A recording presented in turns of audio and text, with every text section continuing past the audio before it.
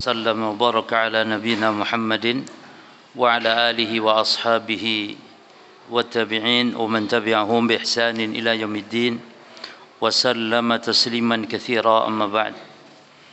Para jamaah kaum muslimin rahimani wa rahimakumullah, setelah membahas rukun-rukun salat, kita masuk ke pembahasan wajibatus salat, yaitu kewajiban salat.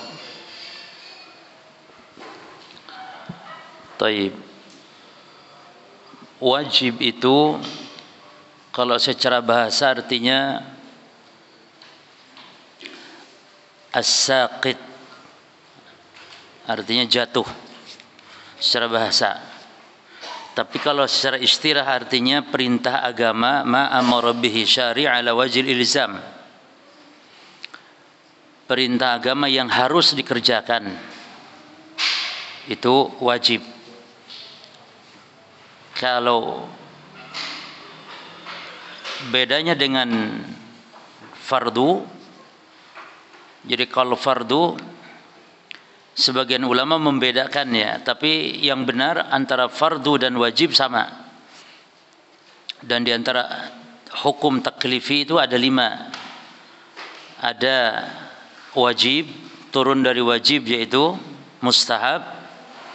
Kalau mustahab, perintah agama yang tidak harus dikerjakan. Ma amara bihi syari' la ala wajhil ilzam. Lalu ada haram. Kalau haram, larangan yang harus dijauhi, yani manaha anhu syari' ala wajhil ilzam, yani setiap yang dilarang oleh syariat yang harus dijauhi ada di bawah haram makruh namanya, yaitu larangan yang tidak harus dijauhi. Manaha anhu syari' la ala wajhil ilzam. Jadi gandengannya itu wajib dengan mustahab atau sunnah, haram dengan makruh, gandengannya. Perbedaan di antara masing-masing harus dan tidak harusnya. Kalau wajib dan sunnah harus, tidak harusnya dilakukan. Kalau haram dengan makruh, harus dan tidak harusnya dijauhi atau ditinggalkan. Nah, yang kelima itu enggak ada kaitan dengan perintah, enggak ada kaitan dengan larangan, yaitu mubah. Tidak ada kaitan dengan perintah, tidak ada kaitan dengan larangan. Contohnya kalau haram berzina. Contohnya kalau makruh makan makanan yang berbau, ya. Contohnya yang wajib salat 5 waktu. Contoh yang mustahab atau sunnah puasa Senin Kamis misalnya. Nah, sekarang contoh yang enggak ada kaitan perintah dan larangan seperti makan nasi pecel. Jadi kalau makan saja ada perintahnya, kalau makan wa kulu washrabu wala tusrifu. Jadi kalau makan itu diperintah Allah makan itu. Tapi kalau makan nasi pecel enggak diperintah, enggak dilarang. Taib. Nah, bahasan kita wajib, yakni kewajiban dalam salat, artinya yang harus dikerjakan. Dan kewajiban ini kalau lupa itu boleh, asal nanti ditebus dengan sujud sahwi. Ya, tapi kalau rukun enggak bisa sekedar sujud sahwi kalau rukun. Seperti pembahasan yang kemarin, rukun. Rukun itu perkara yang harus ada, yang enggak ada, kalau enggak ada tidak sah, tapi dalam ibadah itu rukun. Kalau syarat, perkara yang harus ada, yang kalau tidak ada tidak sah, tapi itu di luar ibadah. Itu syarat. Jadi syarat dan rukun itu sama, masalah posisi kedudukannya menyebabkan kalau tidak ada itu tidak sah. Itu syarat dan rukun, ya. Tapi bedanya kalau syarat di luar ibadah, kalau rukun di dalamnya. Maka baca Fatihah, yang kemarin sudah kita bahas itu rukun yang di dalamnya. Kalau syarat seperti berwudu, ya itu syarat di luar daripada salat. Nah, kalau sekarang kewajiban maknanya setiap yang harus dilakukan, kalau tidak berdosa. Namun salatnya sah. Berdosa kalau lupa dia cukup dengan sujud sahwi tanpa harus ditebus dengan mengulang. Beda dengan rukun. Kalau rukun harus ditambah. Ya. Kalau kurang satu sujud, maka harus tambah satu rakaat. Kalau lupa enggak baca Fatihah, maka harus ditambah satu rakaat baru sujud sahwi. Taib. Nah, itulah kewajiban salat berjamaah. Muallif di sini menyebutkan, dan masalah ini ada yang diperselisihkan di dalamnya oleh para ulama, ya. Contoh misalnya masalah sutra. Di dalam kitab Al-Wajiz ini sutra dikategorikan kepada kewajiban salat. Dan ini ada khilaf ulama bahwa kalau menurut madhab mayoritas sutra itu sunnah di antara sunnah salat, ya. Bukan kewajiban di antara kewajiban salat. Ya. Namun untuk lebih hati-hati, ya, boleh. Nah, apa yang dikatakan oleh mu'alif ini kita praktekkan. Hanya saja jemaah, terlepas mau wajib mau sunnah, yang jelas kalau orang sholat nggak pakai sutra, yang jelas rugi, karena pahalanya tentu berkurang. Kalaupun itu sunnah, apalagi kalau wajib, ya, maka sutra ini ada khilaf. Nanti akan kita kaji insyaallah. Mu'alif membawakan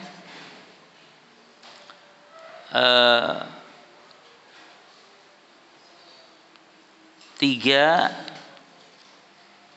bentuk, ya, kewajiban salat. Kita bahas satu-satu. Yang pertama dulu, kewajiban salat yang pertama berjamaah, beliau mengatakan takbiratul intiqali, yaitu takbir perpindahan. Pada pembahasan yang lalu sudah kita bahas, takbir dalam salat hanya dua macam saja. Ya. Pertama takbiratul ihram, yang kedua takbiratul intiqal. Boleh ditambahkan dalam salat jenazah takbirat az-zaidah, demikian pula dalam salat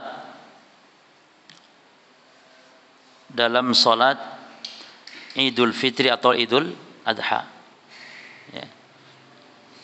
Jadi ada takbiratul ihram, ada takbir al-intiqal, ada takbir az-zaidah, takbir tambahan, ya, di dalam salat Idul Fitri dan Idul Adha, ya, termasuk dalam salat jenazah. Nah, takbiratul intiqal ini dasarnya beliau membawakan sebuah riwayat dari Abu Hurairah, ya.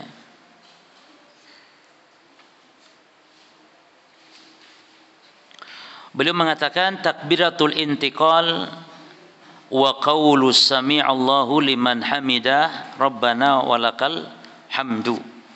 Jadi kewajiban salat kata beliau yang pertama beliau jadikan satu nomor ini. Harusnya tiga, ya, tapi beliau jadikan satu. Takbiratul intiqal. Kenapa dijadikan satu? Karena itu bagian daripada dzikir perpindahan. Ya kan jemaah? Dzikir perpindahan sami Allah liman hamidah dengan diistilahkan at-tasmi'. Tasmi'.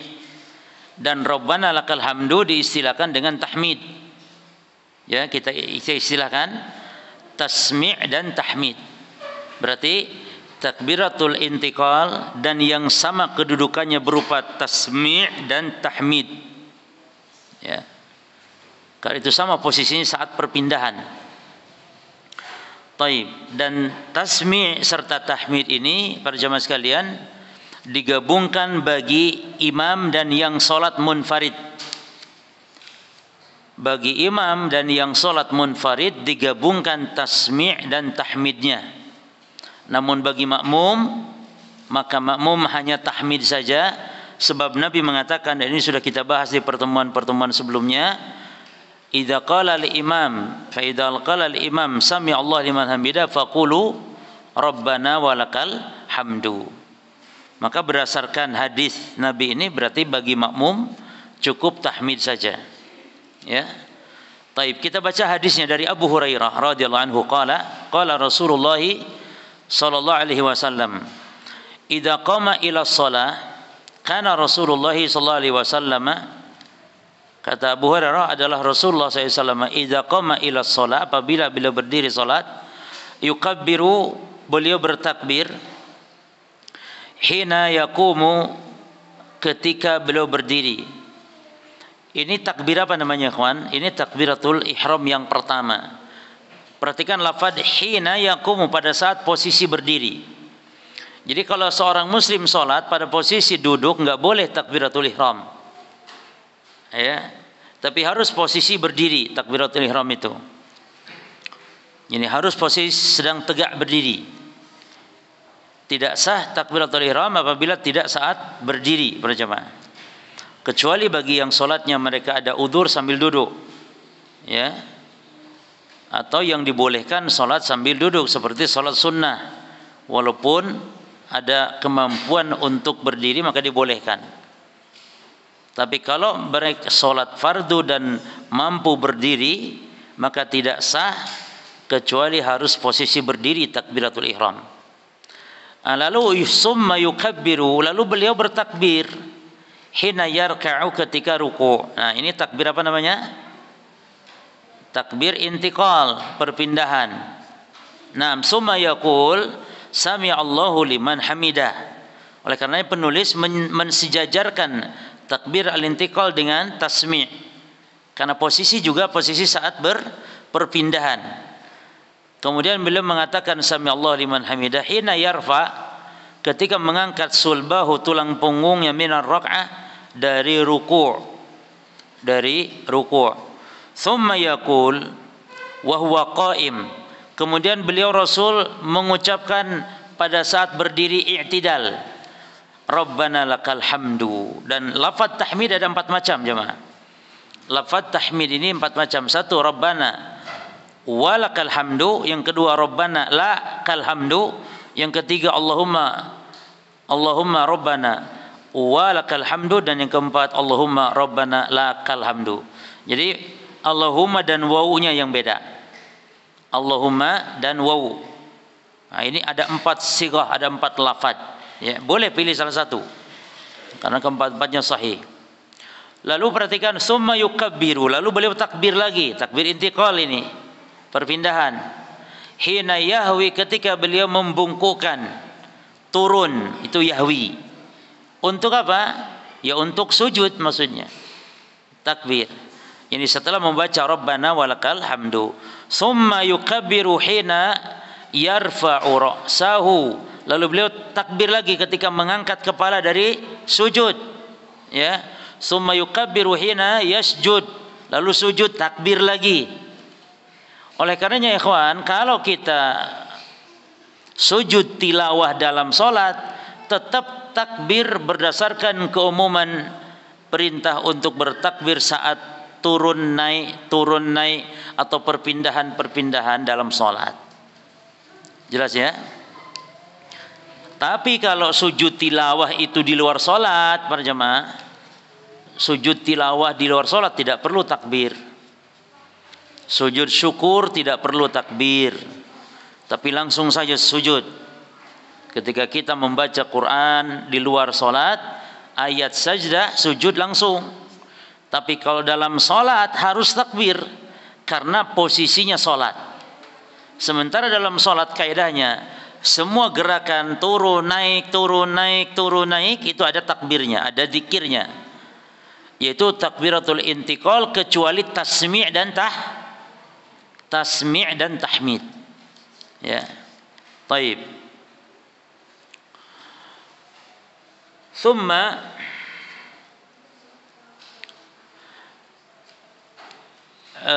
yukabbiru hina yarfa'u ra'sahu. Nah, kemudian beliau takbir lagi ketika mengangkat kepala dari sujud. Kemudian kata Abu Hurairah, "Tsumma yaf'alu dzalika fi sholati kulliha hatta yaqdiyaha." Kemudian Rasul melakukan semua seperti tadi itu. Dicontohkan hanya dalam satu gerakan, satu rakaat saja, tapi demikian Rasul melakukan dalam semua rakaat-rakaat berikutnya, dalam semua salat-salat berikutnya. Nah, kemudian perhatikan di sini, wa yukabbiru hina yaqumu mina asintaini ba'dal julus. Beliau juga bertakbir ketika bangkit dari 2 rakaat setelah duduk, yakni duduk tahiyat awal. Nah, wa qad qala sallallahu alaihi wasallam, sementara Nabi telah bersabda kan, Sallu kama ra'aitumuni usolli. Salatlah kalian sebagaimana kalian melihat aku salat. Jadi apa yang dipraktekkan Nabi, maka secara umumnya ayat lafaz perintah dalam hadis lain, sallu kama ra'aitumuni usolli, ini berlaku. Ya. Taib. Wa qad umiru atau wa qad amara bidzalikan al-musi'a salatahu. Dan Nabi sallallahu alaihi wasallam, masyaallah, jazakallah. Dan Nabi sallallahu alaihi wasallam, silau, enggak usah, yang tadi aja. Lah ya jemaah. Enggak, nanti pengaruh ke ini, enggak terang. Hah?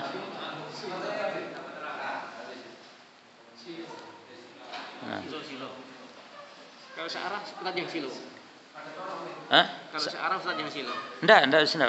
Yang silo siapa jemaah? Harusnya ya wis. Segini alas.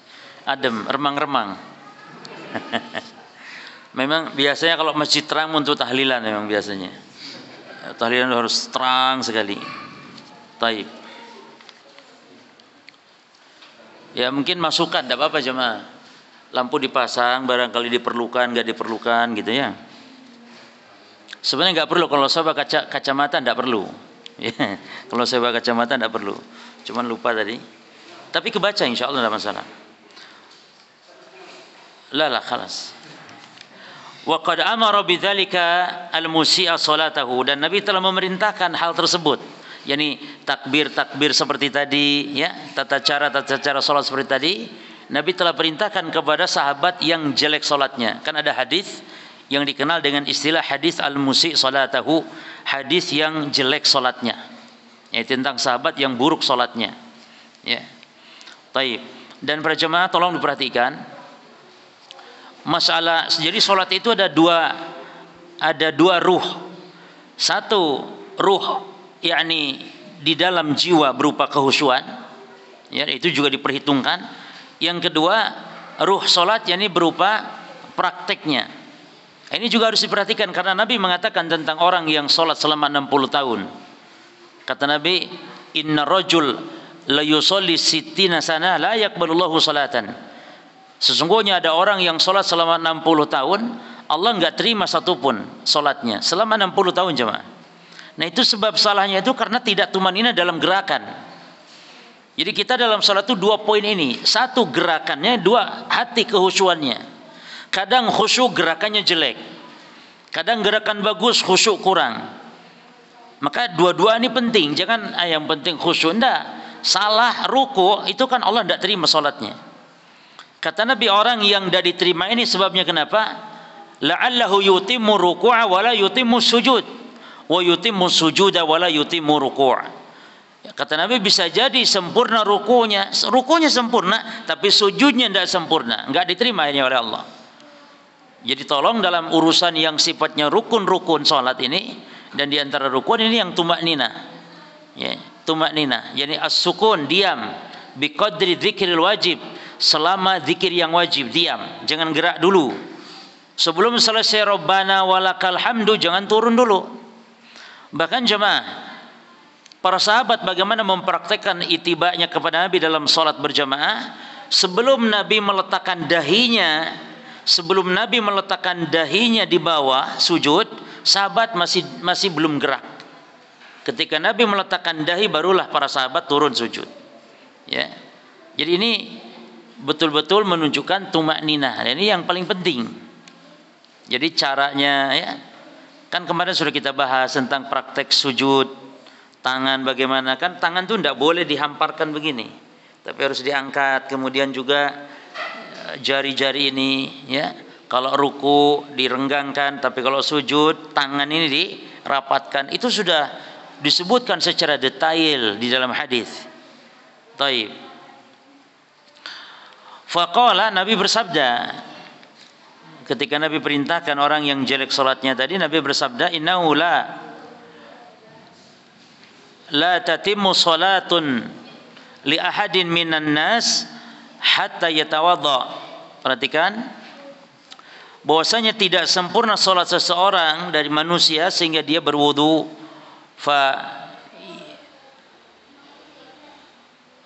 fayad'al wudu'ahu, yakni mawdi'ahu, maka lalu dia meletakkan, ya, fayad'al wudu', meletakkan wudu yakni tempatnya, summa yukabbir, kemudian bertakbir, wa yahmadullah azza wajal, kemudian dia memuji Allah azza wajal, ya, wa yusni alaihi, lalu Nabi memuji Allah, wa yaqra bima syaa minal Quran, lalu membaca apa yang mudah dari Al-Quran, summa yaqul, kemudian mengucapkan Allahu Akbar, summa yarka hatta tatma'inna mafasilahu, kemudian ruku sehingga tumaninah, ya, sendi-sendi tulang-tulangnya, summa yaqulu sami Allah liman hamidah hatta yastawi qa'iman, mengucap sami Allah liman hamidah sehingga betul-betul tegak berdiri, summa yaqul Allahu Akbar, summa yasjud hatta yatma'inna mafasiluhu, sehingga tumaninah persendiannya, summa yaqul Allahu Akbar, wa yarfa' ra'sahu hatta yastawi qa'idan, angkat kepalanya dari sujud, kemudian duduk tegak, yakni tegak duduk, summa yaqul Allahu Akbar, summa yasjud, kemudian ucap Allahu Akbar lalu sujud, hatta yatma'inna mafasiluhu, sampai tumakninah, yakni persendiannya ketika sujud, summa yarfa' ra'sahu wa yukabbir, lalu angkat kepala dari sujud lalu bertakbir, lalu fa idza fa'ala dzalika, maka kalau melakukan hal itu, kata Nabi, faqad tammat salatuhu, maka telah sempurna salatnya. Nah, dalam hadis ini tadi dikatakan berulang-ulang hatta tatma'inna, sehingga tumanina dalam duduk, tumanina dalam sujud, tumanina dalam ruku. Jadi intinya di pembahasan ini, yang pertama pembahasan kita takbiratul intiqal, ya. Taib. Dan takbiratul intiqal ini para jemaah memang ada khilaf ulama kepada dua pendapat. Pendapat yang pertama, takbiratul intiqal wajib. Kita sebutkan secara ringkas. Jadi ikhtilaf ulama tentang hukum takbiratul intiqal. Pendapat yang pertama wajib. Pendapat yang kedua, dia tidak wajib tapi mustahab katanya. Dan ini madhab mayoritas ulama, ya. Dasarnya apa para jemaah? Perhatikan, walaupun mayoritas belum tentu benar. Jadi kita jangan terpukau dengan pendapat mayoritas. Terkadang mayoritas itu pendapatnya lemah. Buktinya dalam masalah ini pendapat yang kuat adalah yang mengatakan wajib, ya. Karena perintah Nabi, sallu kama ra'aitumuni usolli, dan juga Nabi selalu melakukannya. Dan ini madhab Imam Ahmad dan madhab yang lainnya, ya. Dan juga kata Nabi, idza kabbara fakabbiru, ini perintah ini. Apabila imam bertakbir, takbir apa? Takbir umum dalam salat, mau takbiratul ihram, mau takbiratul intiqal sama. Apabila imam bertakbir, maka kalian makmum bertakbirlah. Perintah. Hukum asal perintah apa? Wajib para jemaah. Yang mengatakan sunnah madhab mayoritas, apa dasarnya? Katanya dasarnya apa? Nabi tidak menyebutkan saat mengajari orang yang jelek salatnya, ya. Nabi hanya perintahkan ruku, tumanina ruku, berdiri, tumanina berdiri, dan seterusnya, ya. Namun pendapat itu keliru para jemaah. Pendapat mayoritasnya kurang tepat. Buktinya di hadis yang dibawakan oleh muallif tadi, itu juga Nabi mengajarkan orang yang jelek salatnya, lalu Nabi sebutkan takbir, ya, ruku, kemudian takbir untuk sujud, bangkit dari sujud, takbir lagi sujud, duduk antara dua sujud. Nabi menyebut takbir di sini. Maka pendapat yang kuat dan pendapat hati-hati adalah pendapat minoritas, pendapat Imam Ahmad dalam hal ini, ya. Jadi yang mengatakan wajib, sebagaimana juga yang disampaikan oleh penulis kitab Al-Wajiz ini, boleh meletakkan takbiratul intiqal pada kewajiban-kewajiban salat. Tapi kita sampaikan secara ilmu, ini ada khilaf ulama memang. Bahkan mayoritas ulama mengatakan mustahab. Taib. Yang kedua jemaah sekarang, at-tasyahudul awal. Kewajiban salat adalah tasyahud yang awal. Maka kalau penjenengan lupa enggak tasyahud awal, enggak apa-apa. Langsung saja nanti diganti dengan sujud sahwi, ya. Karena tasyahud awal kewajiban salat. Adapun kalau ruku, sujud misalnya, maka itu rukun salat, tidak boleh hanya sekedar dengan sujud sahwi saja, tapi harus ditambah 1 rakaat. Tapi kalau ketinggalan tasyahud awal, lupa enggak tasyahud awal, tidak apa-apa, tidak harus diulang salatnya atau tidak ditambah 1 rakaat, tidak, tapi cukup dengan sujud sahwi saja. Nah, tasyahud awal ini dasarnya adalah hadis Ibnu Mas'ud, para jemaah. Hadis Ibnu Mas'ud. Qala, dia berkata, inna Muhammadan sallallahu alaihi wasallam maqal. Perhatikan bahwasanya Rasulullah SAW beliau bersabda, idza qa'adtum, nah ini dia garis bawah ini nih, idza qa'adtum fi kulli rak'ataini faqulu at-tahiyyatu lillahi ila akhirih. Apabila kalian ada di dalam 2 rakaat, maka bacalah at-tahiyyat, yakni duduk, baca at-tahiyyatu lillahi wassalawatu wattayyibatu, assalamu alayka ayuhan nabiyyu wa rahmatullahi wa barakatuh, assalamu alayna wa ala ibadillahi salihin, asyhadu an la ilaha illallah wa asyhadu anna muhammadan abduhu wa rasuluhu. Perhatikan jemaah, ini tahiyat awal ya. Lalu kata Nabi, summa liyatakhayyar ahadukum minad du'a. Lalu pilihlah di antara salah seorang kalian berupa doa a'jabahu ilaih atau a'jabahu ilaih, doa yang dia suka. Berarti di dalam tahiyat awal pun itu ditetapkan, ya, ditetapkan, disyariatkan adanya doa. Maka jenengan kalau misalnya imamnya di tahiyat awal kok kelamaan, enggak apa-apa, isi dengan doa. Setelah salawat isi dengan doa, ya. Karena walaupun tahiyat awal tetap ada perintah Nabi untuk memilih kita doa yang kita sukai, ya. Lalu falyad'u bihi rabbahu azza wa jal, dan hendaknya berdoa dengan doa tersebut kepada Allah Subhanahu wa taala. Jadi perintah tasyahud awal berdasarkan hadis ini. Apabila kalian duduk di setiap 2 rakaat, maka bacalah tahiyat, at-tahiyatu lillah dan seterusnya. Baik, para jemaah, pertanyaan, apakah tahiyat awal selalu di setiap 2 rakaat? Al-jawab tidak. Karena di dalam witir yang 9 rakaat dan witir yang 7 rakaat itu ada tahiyat awalnya di rakaat yang ke-6 dan di rakaat ke-8. Ya, kalau jenengan witir 7 rakaat langsung boleh, tapi nanti duduk tahiyat awal di rakaat yang ke-berapa? Yang ke-6. Kalau jenengan salat witir 9 rakaat, berarti nanti ada tahiyat awalnya di rakaat ke-8. Ya. Kalau sudah witir 9 rakaat, berarti jenengan tinggal salat malamnya berapa? 2 rakaat cukup, karena Nabi membiasakan salat malam 11 rakaat. Itu sudah mencukupi jemaah. Boleh enggak kalau mau lanjut silakan. Karena sebenarnya salat malam itu enggak ada batas sebenarnya. Tidak ada batasan salat malam itu. Yani 2 sampai subuh, sampai menjelang terbitnya fajar, sampai adzan subuh. Maka kata Nabi, salatlah salatul laili mathna mathan, salat malam itu adalah 2. Kalau khawatir keburu datang subuh, maka witir 1 rakaat saja. Ya, mungkin orang salatnya 2 terus menjelang subuh, khawatir dia keburu masuk waktu subuh, kata Nabi witir dengan 1 rakaat saja. Ya. Baik. Hanya saja beliau kalau salat malam baik di bulan Ramadan atau di luar Ramadan, beliau tidak lebih dari 11. Ya. Cuma 11 beliau kan panjang ya, Mak. Makanya kalau menurut Syekhul Islam, tarawihnya kaum muslimin ini, ya, jangan diperebutkan antara berapapun rakaatnya. Kalau solatnya panjang, solat dengan rakaat yang sedikit. Kalau solatnya panjang, solat dengan rakaat yang sedikit. Ya. Kalau rakaatnya sedikit, kalau solatnya pendek-pendek, surat-suratnya pendek-pendek, maka solatlah dengan rakaat yang panjang. Enggak masalah para jemaah dalam hal ini. Mau 21 rakaat boleh, 11 rakaat, itu yang dilakukan Nabi sallallahu alaihi wasallam. Ya.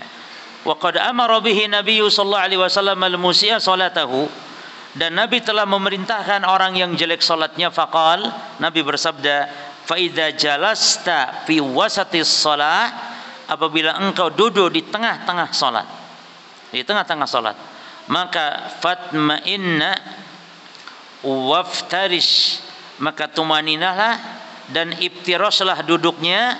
Lalu kata Nabi, waftarish fakhidakal yusra summa tashahhad, ya, maka hamparkan, ya, hamparkan kakimu yang kiri, yakni iftirash, cacakan yang kanan begini, yang kiri hamparkan, begini, hamparkan, cacakan yang kanan, lalu bertasyahudlah.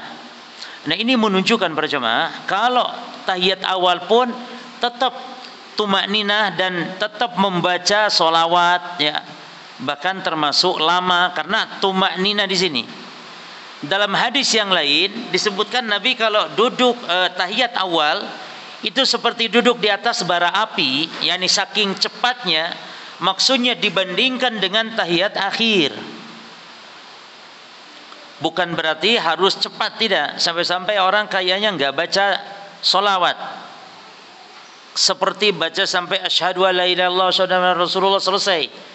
Tidak jemaah. Jadi tahiyat awal pun tetap dianjurkan tumakninah, tenang, baca sholawat. Bahkan dianjurkan juga membaca apa kalau ada waktunya, membaca doa, ya, membaca doa. Nah, inilah at-tasyahud al-awwal. Taib. Jadi tasyahud awal ini duduknya apa? Iftirash. Lalu kalau solat yang akhir walaupun 2 rakaat seperti subuh, maka setiap solat yang akhir maka duduknya tawaruk, ya, duduknya tawaruk. Adapun setiap kalian duduk di 2 rakaat, nah dari hadis ini sebagian ulama mengambil kesimpulan dalam mazhab Hambali, berarti walaupun solatnya cuma 2 rakaat solat subuh, karena subuh cuma 2 rakaat, berarti setiap 2 rakaat adalah baca tahiyat dan duduknya iftirash. Itu.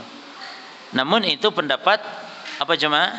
Pendapat, ya, memang diperselisihkan. Hanya saja yang insyaallah kuat itu adalah pendapat yang mengatakan seperti dalam mazhab Syafi'i, bahwa solat yang namanya tahiyat yang ada salamnya itu duduknya tawaruk, yang ada salamnya pokoknya, ya, itu kaidahnya. Maka duduknya tawaruk. Maka mau 2 rakaat, mau 3 rakaat, mau 4 rakaat, maka duduknya tawaruk. Nah, yang ketiga, kewajiban salat yang ketiga apa? Yang pertama tadi takbiratul intiqal, tasmi' dan tahmid. Yang kedua apa? At-tasyahudul awal. Yang ketiga, wa yajibu alaihi idza qama ila shalah, wajib. Jadi mu'alif menggunakan lafaz wajib lagi, tidak langsung pada pokoknya tapi diungkap lagi. Wajib atasnya apabila berdiri untuk sholat, an yattakhidha sutratan, untuk membuat sutrah baina yadaihi, di hadapannya. Baik, sekarang kita akan bahas sutrah, masalah sutrah jemaah. Kita katakan sutrah tadi sudah dijelaskan khilaf ulama dalam masalah hukumnya. Adapun masalah dalil, semua kadang-kadang dalilnya sama. Seperti tentang wajib atau tidak wajib berjamaah di masjid bagi kaum laki-laki, semua dalilnya sama, hanya saja cara menarik kesimpulan yang beda, istinbatnya yang beda jemaah. Sama hanya sutra, dalil sutra yaitu itu saja dalilnya, hanya saja ada ulama yang berkesimpulan dari dalil itu, ada yang berkesimpulan sunnah, ada yang berkesimpulan wajib, gitu. Yang berkesimpulan tidak wajib bagaimana? Hadis Ibnu Abbas saat Nabi sholat katanya di Mina mengimami para sahabat ila ghairi jidar. Ini juga isyarat menunjukkan kalau Nabi sholat di Mina enggak pakai sutra. Hadis Ibnu Abbas, Nabi sholat di Mina ila ghairi jidar, tidak menghadap tembok, tidak menghadap tembok. Ibnu Abbas ngomong begitu untuk menunjukkan kalau Nabi sholat tidak menghadap sutra, ya. Tapi dalil-dalil yang lain yang memerintahkan kok kayak kuat sekali, gitu loh jemaah. Sampai-sampai Nabi mengatakan la tusolli illa ila sutra. Jangan kalian salat. Oh, sampai begitu kan lafadznya. Jangan kalian salat kecuali menghadap sutra. Artinya berarti daripada enggak pakai sutra lebih baik salatnya nanti harus ada sutra, seolah-olah kuat begitu. Nah, coba kita kaji masalah sutra ini coba. Jadi sutra pembatasnya seorang salat agar tidak ada yang melalui di hadapannya. Maka kalau ada orang yang lewat di dalam sutra maka harus kita cegah. Tapi kalau di luar sutra maka nggak boleh dicegah, biarkan. Memang justru fungsinya sutra demikian. Bahkan kalaupun ada orang sholat nggak pakai sutra, para jemaah sekalian, boleh dilewati asal di luar dari tempat sujudnya. Kalau ada sajadah itu di luar sajadahnya boleh dilewati. Memang ulama kalau dalam mazhab Hanafi dilihat katanya, yakni kalau orang sholat nggak pakai sutra ini kan repot, tetap nggak boleh dilewati. Ya cuman berapa jaraknya? Maka yang benar jaraknya ya pas tempat sujudnya saja yang nggak boleh dilewati. Kalau di luar itu boleh. Namun mazhab Hanafi mengatakan tergantung tempatnya katanya. Kalau tempatnya sempit seperti musola kecil, tempat sempit, lalu ada orang sholat menghadap ke tembok musola yang sempit, walaupun mungkin menghadap ke situ 7 meter barangkali atau 5 meter barangkali, tetap kalau dalam mazhab Hanafi nggak boleh melintasi di depan orang sholat tadi. Kan jauh 7 meter, iya karena tempatnya sempit. Tapi pendapat yang kuat nggak ada istilah tempat sempit, tempat luas, pokoknya orang yang sholat kita tidak boleh melintas itu di dalam tempat sujudnya. Ini kalau bicara nggak pakai sutra jemaah ya. Di dalam itu nggak boleh. Adapun kalau di luar tempat sujudnya, di luar sajadah, jadi sajadahnya jangan diinjak gitu maksudnya. Kita yang lewat. Mau sempit, mau luas tempat, yang ini nggak ada pembatasan seperti itu. Jelas jemaah ya. Tapi itu sutra.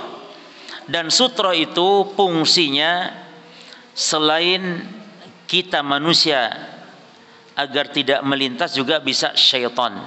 Oleh karenanya sutra ini berlaku bukan hanya di tempat ramai yang dikhawatirkan orang akan lalu lalang akan melintasi kita, tapi juga hatta di tempat yang sepi sekalipun. Tetap ibu-ibu yang sholat di rumah tetap jangan mentang-mentang di rumah kan nggak ada orang katanya, tetap harus sholat itu menghadap sutra dan mendekat. Kata Nabi SAW, waliyadnu minha, ya, mendekatlah kepada sutra.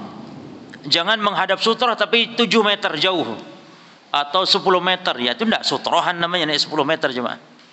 Ya. Jadi batasan sutra itu nanti disebutkan di sini dalam hadis. Batasan kita berdiri itu salah satu adra, 3 dira. Apa nih? Ambulan? Kalau tempat berdiri kita ke depan itu 3 hasta ini jemaah. Kalau kita ini sujud maka jarak kepala kita sujud dengan sutra itu hanya cukup untuk seekor anak kambing lewat. Jadi nggak jauh-jauh sejengkal lah. Ya, atau ya dipaskan nggak apa-apa sejengkal. Jadi jangan sampai 7 meter jemaah. Ya, oleh karenanya orang yang azan dulu? Hah? Fadhal azan dulu ya.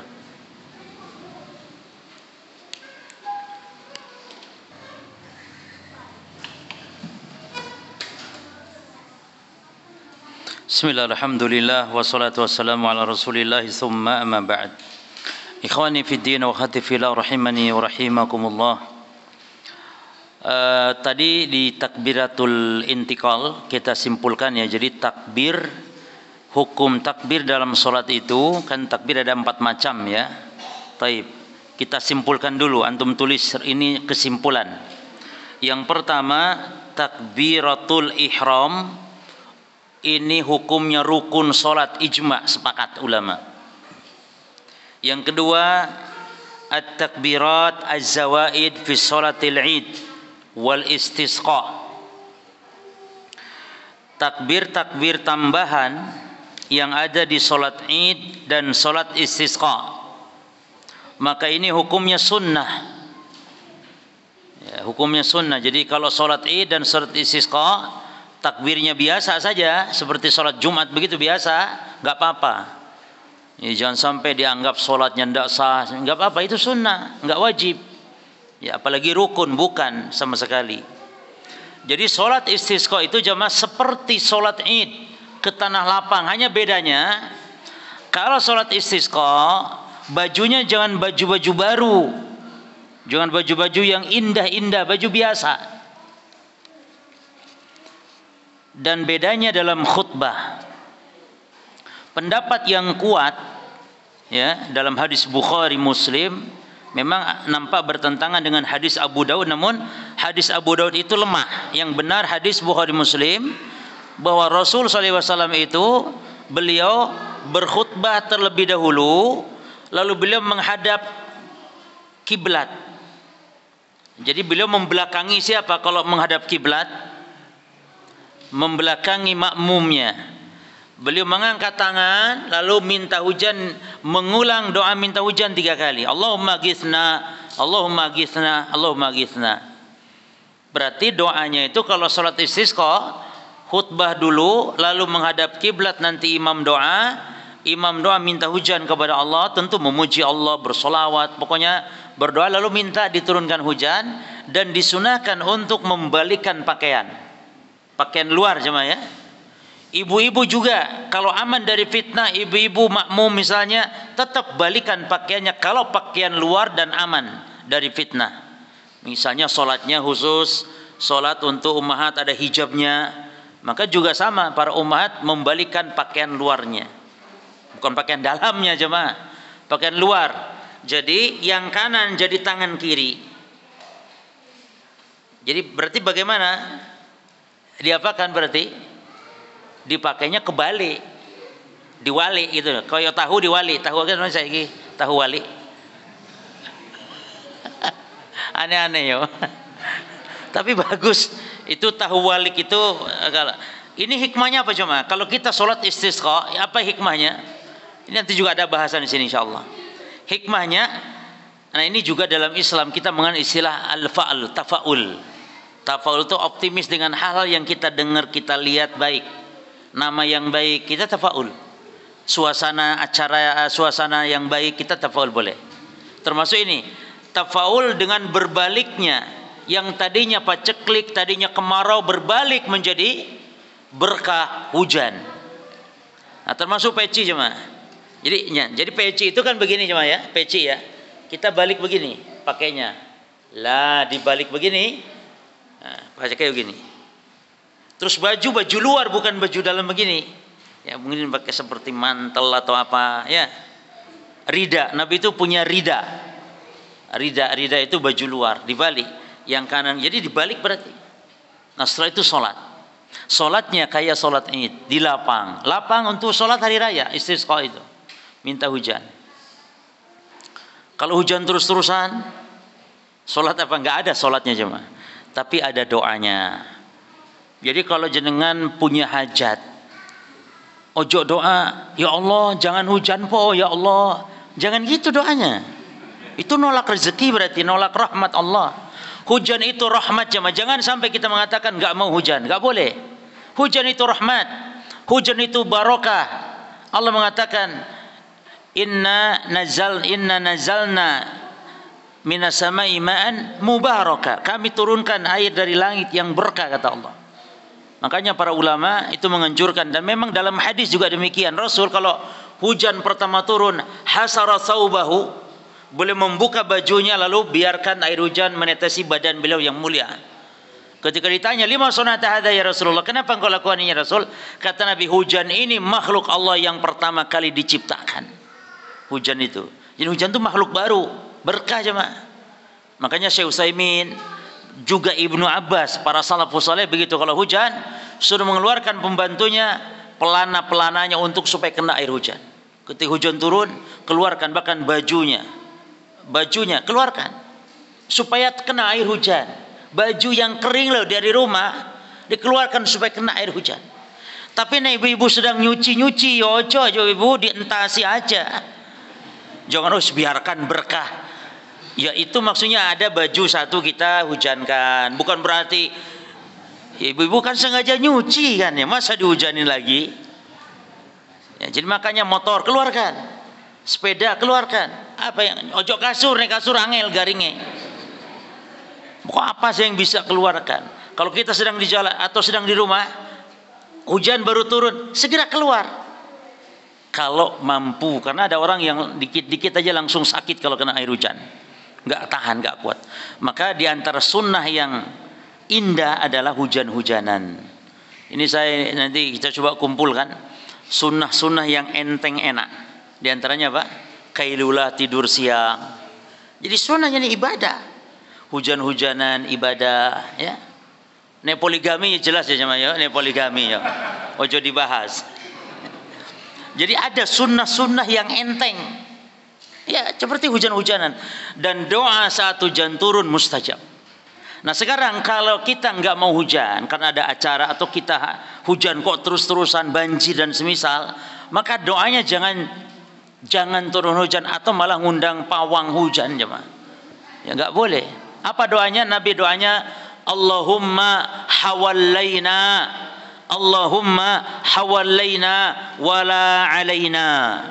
Ya Allah, hujani kami tapi di sekitar saja, jangan di daerah sini ya Allah. Artinya sekitar mana? Gunung-gunung, lembah-lembah yang memang berhajat. Maka jenengan ada orang jualan es krim, mbuh ya Allah, mbuh ya aja hujan. Nang kono ya Allah itu akeh sing dodol bakso, mungkin sing dodol bakso enak. Ya misalnya. Pokoknya doanya jangan begitu tapi Allahumma hawalaina wala alaina. Jelas semuanya? Berarti takbir az-zawaid. Taib.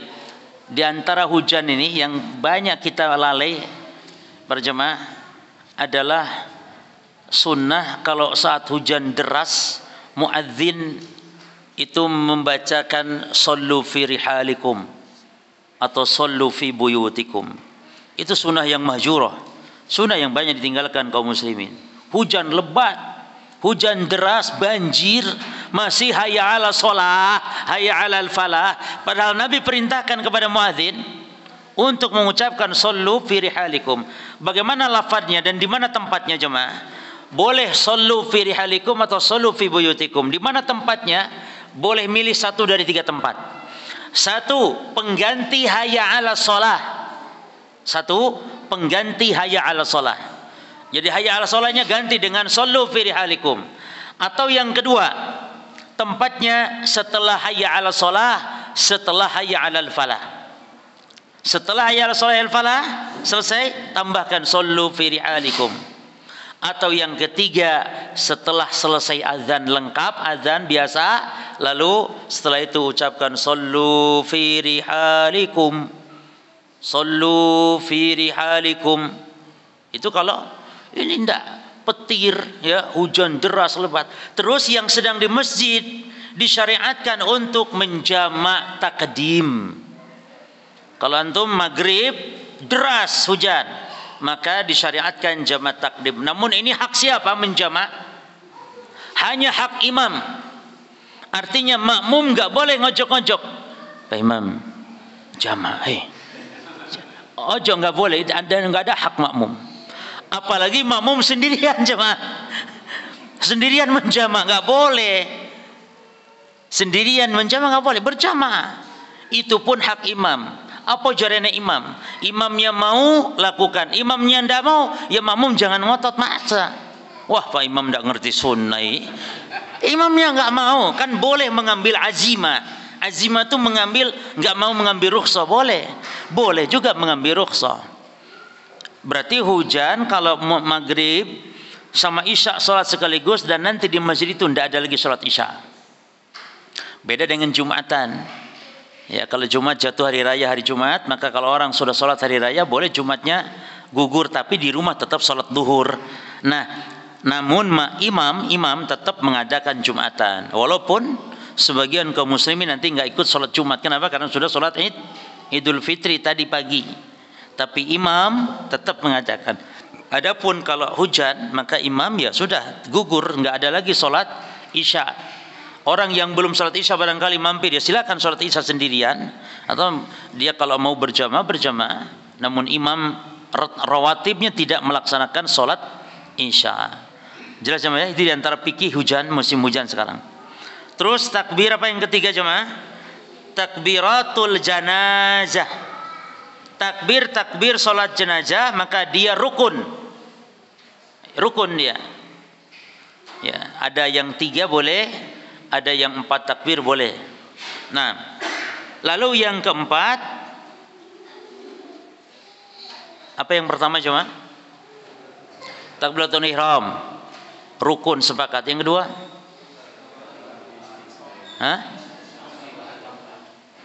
Takbir intiqal, apa hukumnya?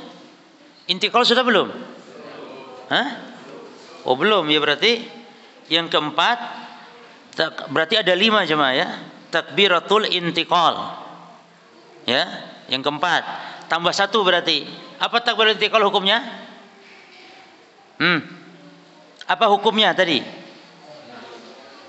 Masa baru saja? Masuk langsung wajib, kan kita sudah ngaji. Fihi khilaf bainal ulama. Ada khilaf antara ulama yang mengatakan wajib dan yang mengatakan mustahab. Yang mengatakan mustahab siapa? Mayoritas. Namun yang rajih hukumnya apa? Wajib. Nah, yang kelima jemaah, takbir ruku liman dakhala wal imam raki'an. Takbir untuk ruku bagi yang masbuk saat masuk kepada imam yang sedang ruku. Imamnya sedang ruku. Ada masbuk ya, imam sedang ruku kan, lalu ada orang masbuk. Dia takbiratul ihram. Nah, takbir untuk rukunya itu sunnah. Berarti apa judulnya nih? Takbir ruku bagi yang masbuk yang mendapati imam sedang ruku'. Jelas ya? Boleh 2 kali juga boleh. Ya, namun tidak pun boleh, tapi yang afdal kan dia sunnah. Ya, hukumnya sunnah. Jadi takbiratul ihram dulu ya, Allahu akbar ya. Allahu akbar takbiratul ihram, lalu takbir ruku lagi. Allahu akbar ruku ikut imam. Cuman takut keburu imam yang ngangkat kepalanya, apalagi imam yang suka cepat-cepat. Maka jenengan langsung saja takbiratul ihram ya. Jadi takbiratul ihram Allahu akbar gini. Takbiratul ihram gini, langsung saja gini jemaah. Langsung saja melo imamnya ruku. Tapi sunnah takbir lagi. Allahu akbar takbiratul ihram, lalu takbir ruku. Allahu akbar begini ya. Cuman kalau takut keburu bangkit imam, apalagi sudah agak lama juga, maka supaya kita dapat apa? Dapat 1 rakaat kan lumayan. Makanya juga imam itu kalau pas ada ruku, apalagi dengar orang baru masuk buka pintu, itu harus sabar, tahan supaya orang dapat. Jangan sampai kayak kasus Abu Bakrah, takbirnya di pintu masjid, lalu dia ruku sambil jalan masuk ke shaf jemaah. Itu tidak boleh.